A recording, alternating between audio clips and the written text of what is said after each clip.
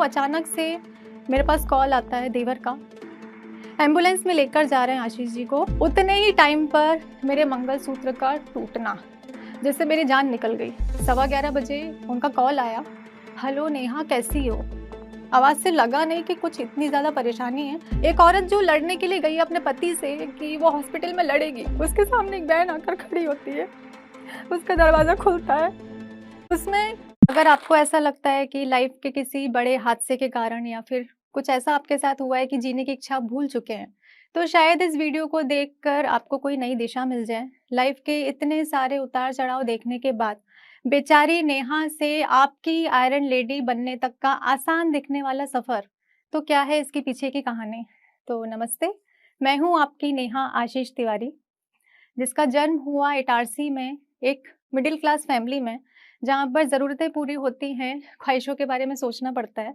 पर फिर भी मेरे पापा ने मुझे शिक्षा बहुत अच्छी दी ताकि लाइफ की किसी दौड़ में मैं किसी से पीछे ना रह जाऊँ।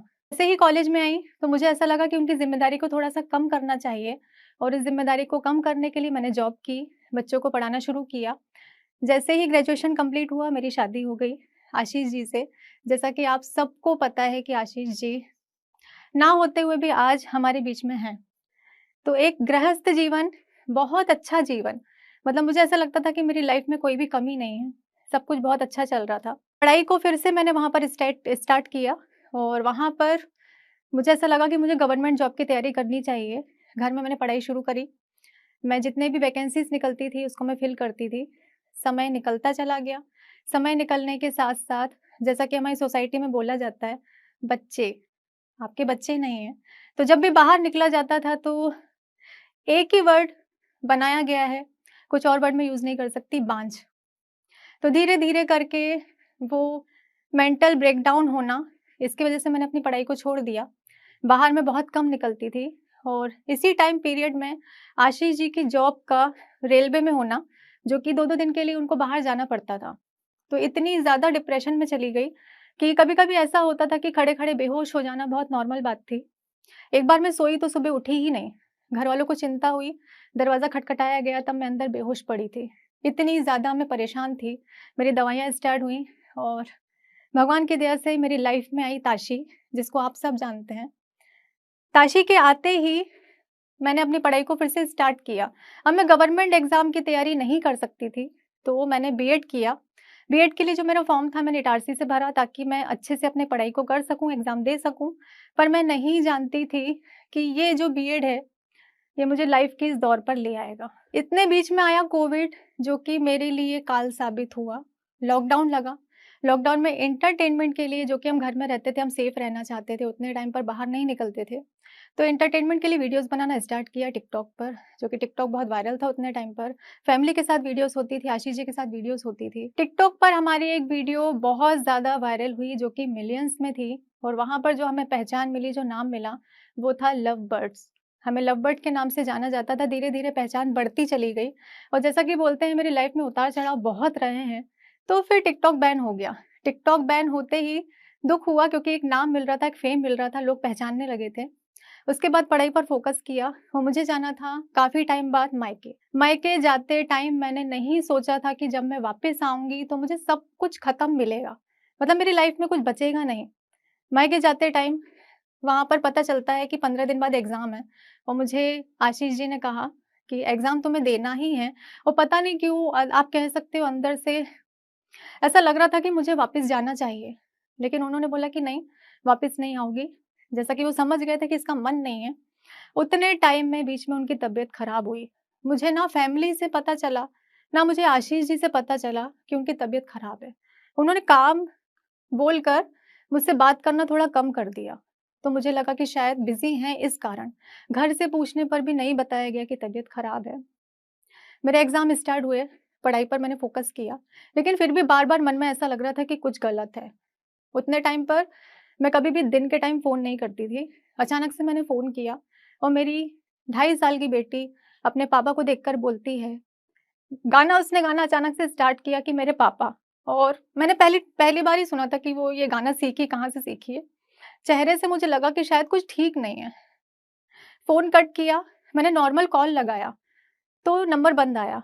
मैंने सासू माँ के नंबर पर लगाया, मम्मी ने नहीं बताया कि तबीयत खराब है। उन्होंने बोला शायद सो रहा होगा। फिर ट्राई किया, नंबर बंद आया। शाम को अचानक से मेरे पास कॉल आता है देवर का, एम्बुलेंस में लेकर जा रहे हैं आशीष जी को, सांस लेने में तकलीफ हो रही है। सुनते ही जैसे ऐसा लगा, सब पता नहीं अजीब सा लग रहा था कि मुझे बस अभी जाना है। उतने ही टाइम पर मेरे मंगलसूत्र का टूटना, जैसे मेरी जान निकल गई। सब समझ गए कि ये ऐसे नहीं रह पाएगी, निकलना सुबह ही है। तो गोली दी गई, मुझे नींद की गोली दी गई कि मेरी रात निकल जाए। 10 बजे हॉस्पिटल में एडमिट हुए थे। 11:15 बजे उनका कॉल आया, हेलो नेहा कैसी हो? आवाज़ से लगा नहीं कि कुछ इतनी ज़्यादा परेशानी है। फ़ोन डिस्कनेक्ट हो गया, उसके बाद इतना ट्राई करने के बाद भी फ़ोन नहीं लगा। मैं परेशान, नींद की गोली का असर हुआ, मैं सो गई। मेरे भाई को पता था, किसी को नहीं पता था फैमिली में। उसके बाद सुबह उठे, रास्ते भर मैं बार-बार मोबाइल चेक कर रही थी, जो कि ऐसा कभी नहीं हुआ जाते टाइम, कि कहीं से कुछ मिल जाए, पता चल जाए। मैं कॉल कर रही हूँ तो कोई कॉल क्यों नहीं उठा रहा है। हॉस्पिटल के बाहर जाके हम अपनी गाड़ी से गए थे। हॉस्पिटल के बाहर जाकर खड़े होते ही भीड़ थी, तो मुझे लगा कि इतनी पहचान बनाकर रखी हुई है, सब लोग मिलने के लिए आए हैं। हाँ, मैंने बोला था कि अंदर जाऊँगी तो बात नहीं करूँगी, तबीयत खराब थी तो बताया क्यों नहीं। जैसे ही उतरती हूँ वहाँ पर, मेरे देवर मुझे हाथ पकड़ के लेके जाते हैं। एक औरत जो लड़ने के लिए गई अपने पति से कि वो हॉस्पिटल में लड़ेगी, कि आपने मुझे बताया नहीं, उसके सामने एक बहन आकर खड़ी होती है, उसका दरवाज़ा खुलता है। उसमें कुछ सोचने समझने का मुझे टाइम नहीं दिया गया। वो दरवाज़ा बंद कर देते हैं, ना देखने देते हैं, ना छूने देते हैं, और वो गाड़ी चली जाती है। लोग बोलते हैं ना, आज भी बोलते हैं जो लोग, कि बहुत लोगों के साथ हुआ है, तो मेरी गुज़ारिश है कि इस समय को जीकर देखिएगा। वहाँ पर मैं बेहोश होती हूँ, मुझे कुछ भी नहीं पता उसके बाद क्या हुआ। मैं जब होश आता है तो मैं घर में होती हूँ। घर में मेरी बेटी फिर वही गाना गा रही है, मेरे पापा मेरे पापा। उतने टाइम कुछ समझ में नहीं आया, सिर्फ़ एक शब्द था कि क्या हुआ उन्हें, मेरे पति के साथ क्या हुआ? क्योंकि मैं नहीं थी। वो अच्छे खासे जब हॉस्पिटल गए थे, जैसा कि बताया गया कि सिर्फ़ साँस लेने में तकलीफ़ थी, तो उनके साथ क्या हुआ?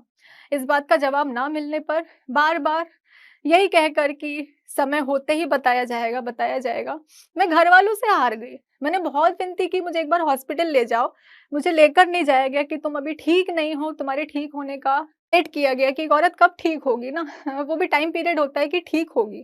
थक हार कर मेरे पति के 10वें के दिन मैंने एक वीडियो बनाई, जिसमें मैंने पब्लिक से बोला कि मुझे सपोर्ट चाहिए। मैंने अपने कमरे में बनाई थी और बहुत हार के बनाई थी, क्योंकि ऐसा होता है ना कि एक तो पहले ही मेरा सब कुछ चला गया, सिर्फ शरीर बचा है, आत्मा तो है ही नहीं। उस शरीर तक को नोचने से लोगों ने पीछे नहीं हटे वो लोग। मेरे साथ इतनी जल्दी तो मौसम नहीं बदलते हैं, जितनी जल्दी रिश्ते बदल गए, घर बदल गया। 10वें के दिन मेरे नहाने के बाद, मेरे वॉशरूम में जाने के बाद, उस वॉशरूम को यूज़ ना करना, सुबह उठकर मेरा चेहरा ना देखना, ये जताया जाना कि अब ये बार-बार बोला जाना कि हमें तो लग रहा था कि तुम ज़िंदा नहीं रहोगी। हमें लग रहा था तुम इतना प्यार करती हो कि तुम आगे सर्वाइव नहीं कर पाओगी। तो मेरे ज़िंदा होने पर सवाल उठाना, क्योंकि मैं प्यार करती थी तो मुझे ज़िंदा रहने का हक नहीं, मुझे चले जाना चाहिए था।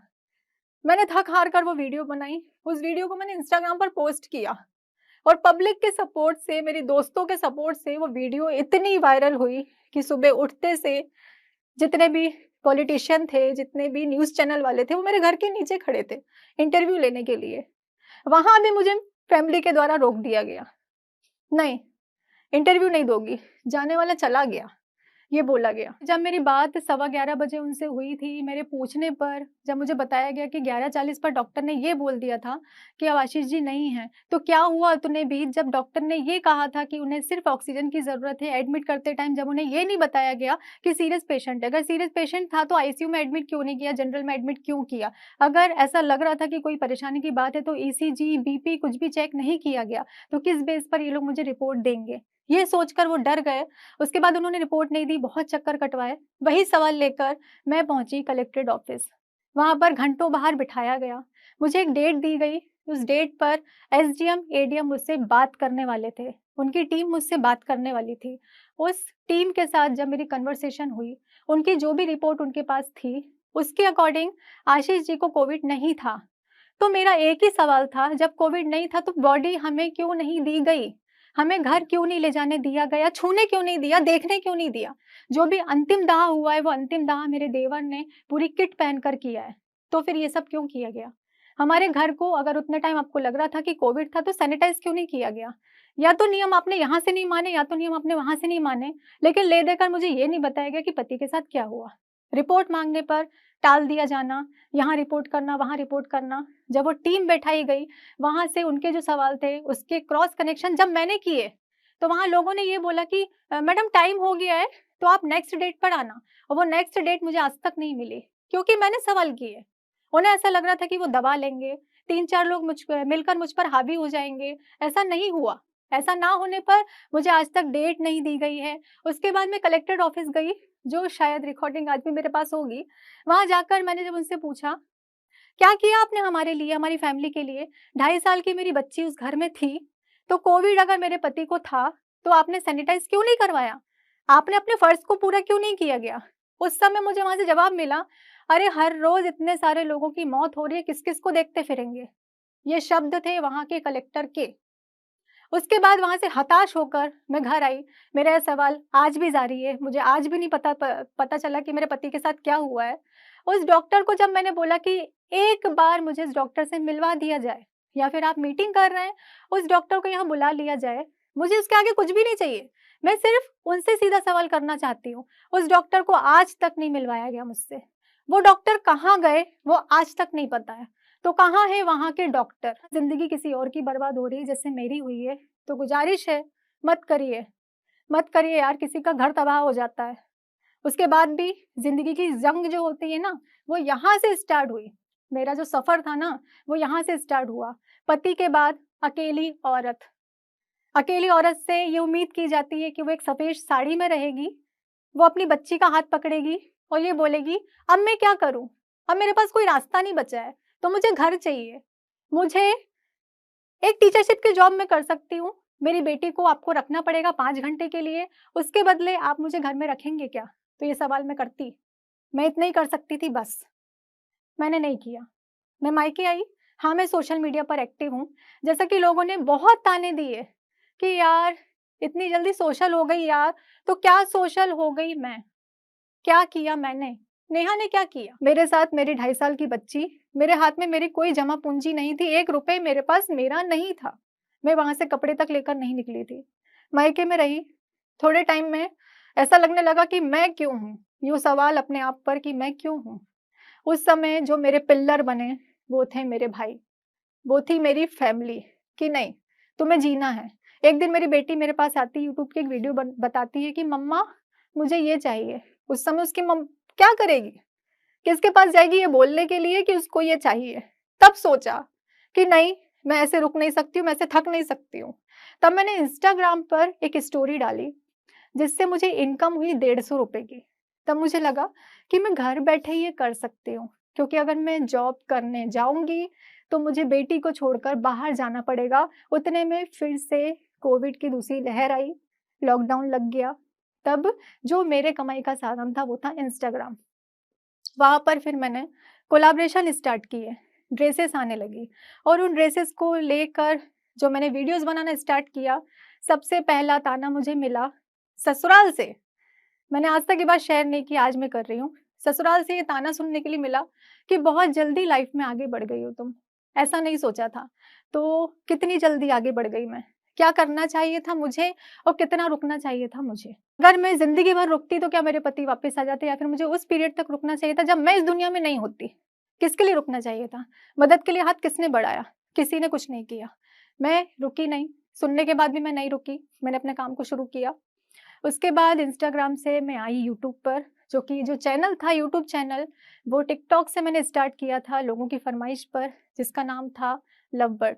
उसको मैंने चेंज करके उसका नाम कर दिया नेहा आशीष तिवारी, ताकि मैं आशीष जी के नाम को हमेशा ज़िंदा रख सकूँ। मैंने सोचा कि मुझे अपना एक घर चाहिए, उस घर के लिए मुझे मेहनत करनी पड़ेगी, तो मैं कहाँ जा सकती हूँ? क्योंकि मुझे एक काम शुरू करना पड़ेगा, सोशल मीडिया के भरोसे मैं नहीं रह सकती हूँ। मुझे फ़ेम नहीं चाहिए, मुझे मेरी बेटी का फ्यूचर चाहिए।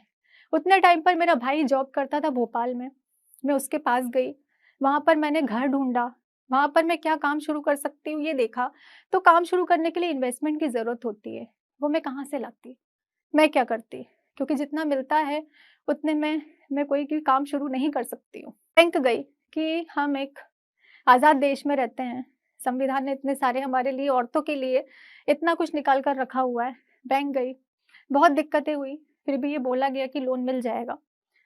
लोन के बेस पर मैंने अपना काम शुरू किया। फिर मैंने लिया एक घर, जो कि मेरा पहला अचीवमेंट था। भोपाल में एक नए शहर में मैंने अपने और अपनी बेटी के नाम पर एक घर लिया। घर के बाद जैसे ही, मेरा एक बुटीक है जिसका नाम है नेहाज़ बुटीक, और मैं इसे अपने ही नाम पर शुरू करना चाहती थी, क्योंकि मैं अपने नाम को बताना चाहती थी कि मैं कर सकती हूँ। वहाँ पर शुरू करने के बाद ही पता चलता है कि लोन नहीं निकल पाएगा। जैसे फिर से कहा जाता है ना कि उतार-चढ़ाव इतने देखे कि मैं फिर से नीचे आ गई, कि मैंने घर तो ले लिया यहाँ पर मैं काम क्या करूँगी? थोड़े से कपड़े रखकर मैंने उस बुटीक को स्टार्ट किया। उसके बाद ऑनलाइन पेज स्टार्ट किया, और पब्लिक का इतना ज़्यादा सपोर्ट मुझे वहाँ से मिला कि आज मेरे बुटीक पर 1 नहीं 2 मशीनें हैं। मैं जो वीडियोज़ बनाती हूँ, आज भी उँगली उठती है। ये हमारे जो देश है ना, इसमें आप बोल सकते हो कि 2 प्रकार के लोग हैं। जब मैं अपने हस्बैंड के साथ वीडियोज़ बनाती थी, तो वायरल किस वजह से हुई थी? संस्कारों के कारण, क्योंकि मैं कभी पल्ला सर से हटाती नहीं थी। आज वही सोसाइटी मुझ पर उँगली उठाती है, क्योंकि मैं उस शब्द को यूज़ नहीं करना चाह रही थी, पर मुझे करना चाहिए। विधवा, विधवा शब्द का यूज़ करके मुझे बार-बार टॉर्चर किया गया कि एक विधवा नए कपड़े भी नहीं पहन सकती है, क्यों पहनेगी? उसे नहीं पहनना चाहिए। तो ये हमारे समाज का रूप है। बार-बार फ़ोन पर टॉर्चर किया जाना, किसी के द्वारा बुलवाया जाना, ये सब स्टार्ट था। लेकिन मैं फिर भी नहीं रुकी, क्योंकि मेरे हिसाब से मैं कुछ गलत नहीं कर रही थी। ये मेरा काम था, जो मैं अपनी बेटी के लिए कर रही हूँ। मैं रुक नहीं सकती थी, क्योंकि उसके लिए कौन है? मैं किसी के सामने हाथ नहीं फैलाऊँगी। हाँ, मैं मानती हूँ कि मैं विधवा हूँ। मेरे पति इस दुनिया में नहीं, आप लोगों के लिए, मेरे लिए हैं और हमेशा रहेंगे। तो जो महिलाएँ हैं, उनके लिए बस एक ही बात मैं कहना चाहती हूँ कि बहुत मुझे सहारा दिया गया, सहारा मुझे दिखाया गया। हर तरीके के लोगों से मैंने डील की है इस दुनिया में, बहुत छोटी-सी उम्र में। मेरी उम्र इतनी नहीं है, जितना कुछ मैंने देख लिया। तो बेसहारा मत समझिएगा अपने आप को, क्योंकि सहारा अगर कोई देता है ना, तो बहुत सारी शर्तों पर देता है। ये जो हमारा समाज है ना, वो शर्त माँगता है। तो वो शर्त जो होती है, वो ये होती है कि आप अपने पति की तस्वीर को अपने सीने से लगाए, एक हाथ का घूंघट डाले, एक कोने में बैठकर रोते रहेंगे, तो आप पतिव्रता हैं। तो ही आप पतिव्रता हैं, आप अपने पति से प्यार करती हैं। तो ऐसे समाज को, उनके नियमों को मैं नेहा आशीष तिवारी मानने से इनकार करती हूँ। मैं ऐसी ही हूँ। मैं ऐसे ही अपनी बेटी को पालूँगी। तो जो महिलाएँ आज भी घुट-घुट कर जी रही हैं ना, उनके लिए तो एक शब्द मैं बोलना चाहूँगी कि बेचारी नहीं हो आप। आप बेचारी नहीं हो। आप लड़ सकती हो, आप जीत सकती हो, आप सब कुछ कर सकती हो, पुरुष प्रधान समाज, मैं मानती हूँ। लेकिन औरत जननी है, शक्ति है, इस बात का आप ध्यान रखिए। आज मैंने अपना एक काम शुरू किया है, उस काम से जब मुझे ऑर्डर आने शुरू किए, अब मैं अपना एक दूसरा काम भी शुरू करने वाली हूँ। तो बहुत जल्दी मैं अपने नाम को, नेहा नाम को, उन ऊँचाइयों तक लेकर जाऊँगी। जो कहते हैं ना कि मुझे सीढ़ी नहीं चढ़नी है, मुझे उड़ान भरनी है। इसलिए क्योंकि मेरी बेटी के लिए सिर्फ़ मैं हूँ, मैं ही उसकी माँ हूँ, मैं हूँ उसके पापा हूँ। तो जिन लोगों ने उम्मीद करी थी, ये लौट कर आएगी, ये हमारे ही पास आएगी और ये रोएगी। तो आज ये तमाचा उन लोगों के मुँह पर कि मैं नहीं आई और ना मैं आऊँगी, और अपनी बेटी को अकेले अपने दम पर पाल के बताऊँगी। ना उसकी ज़रूरतों को सिर्फ़, मैं उसकी ख्वाहिशों को भी पूरा करूँगी। पुरुष प्रधान समाज में औरत का जो स्थान है, वो किसी का नहीं हो सकता।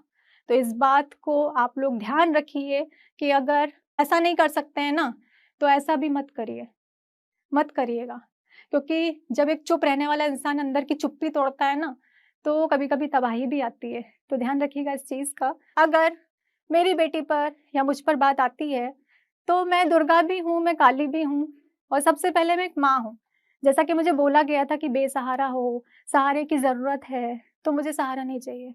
मैं अपने आप में काफ़ी हूँ। तो मैं नेहा आशीष तिवारी हूँ, मैं सब कुछ कर सकती हूँ। आप लोगों का प्यार, सपोर्ट मुझे ऐसे ही चाहिए। आम औरतों को अपनी आवाज़ उठानी चाहिए, क्योंकि यहाँ पर अगर आपकी कोई मदद भी कर रहा है ना, तो वो किसी शर्त पे कर रहा है। उसको आपसे कुछ चाहिए, बदले में कुछ चाहिए। तो यहाँ पर बदले में देने के लिए औरत नहीं बैठी है। वो अपना फ्यूचर देखेगी, अपने बच्चों का फ्यूचर देखेगी। आप उस पर उंगली उठाने के लिए खड़े हो जाते हैं, सहारा देने के लिए आप बोलते हैं कि इसके बदले ये, तो वो क्यों करेगी? वो नहीं करेगी। आपको आगे बढ़ना चाहिए, आप बेसहारा नहीं हैं, आपको सहारे की ज़रूरत नहीं है। आप ये मत देखिए कि आपने क्या खो दिया, आप ये देखिए कि आपके पास क्या है। आप ये मत देखिए कि आपने अपनी ज़िंदगी में अपनी ज़िंदगी को खो दिया। आप ये देखिए कि आप किसकी ज़िंदगी में हैं।